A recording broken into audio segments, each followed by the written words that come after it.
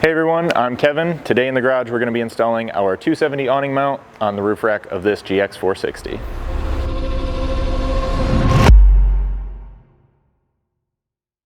Now to start things off, we'll talk about how the mounts get installed to the awning. Now these 270 awning mounts are 3/8 steel, so very strong, heavy duty there. Going to be plenty for mounting your 270 awning on your rack.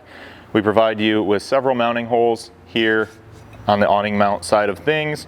We are using the manufacturer provided hardware in the awning itself.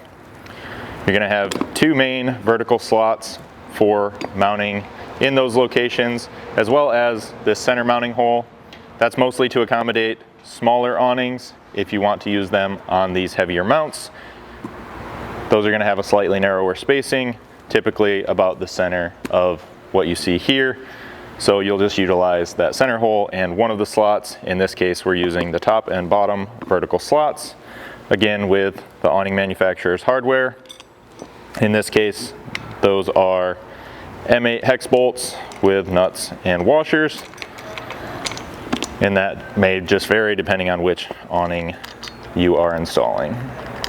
From here you can see you'll have plenty of vertical adjustment due to these slotted holes, and then your horizontal adjustment will come from the awning itself. You just need to make sure when mounting these to the awning that you have them in the correct orientation for this to step up and over the roof rack side rail. We're just going to kind of lightly snug this in place right now, leaving just enough that we can carefully slide it side to side as needed once we're installing it up on the vehicle. Now up on the roof, I did grab a loose mount. You really could install these both to the roof rack and then pick the awning up, put it up here, bolt it in through the side, or vice versa, get them both installed to the awning and then lift the whole assembly up here to the roof. That's up to you. The way we're going to be mounting these is using the provided studs that'll slide into the slots here on our crossbars. You'll have 4 of these to use per mount, along with flanged nylock nuts.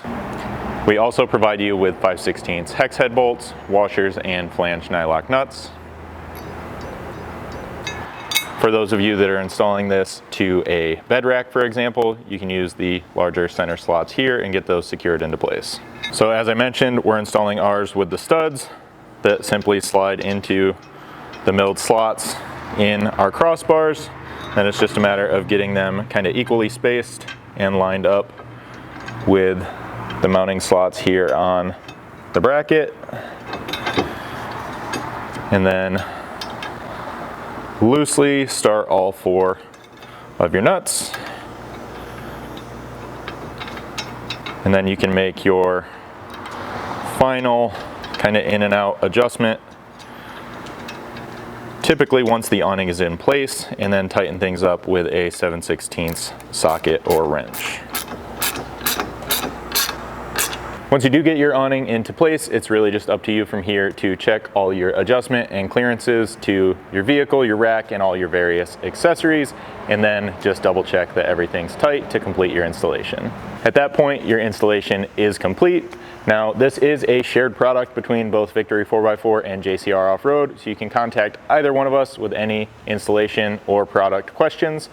You can reach out to us by email at info@victory4x4.com, info@jcroffroad.com, or give us a call at 269-459-8447.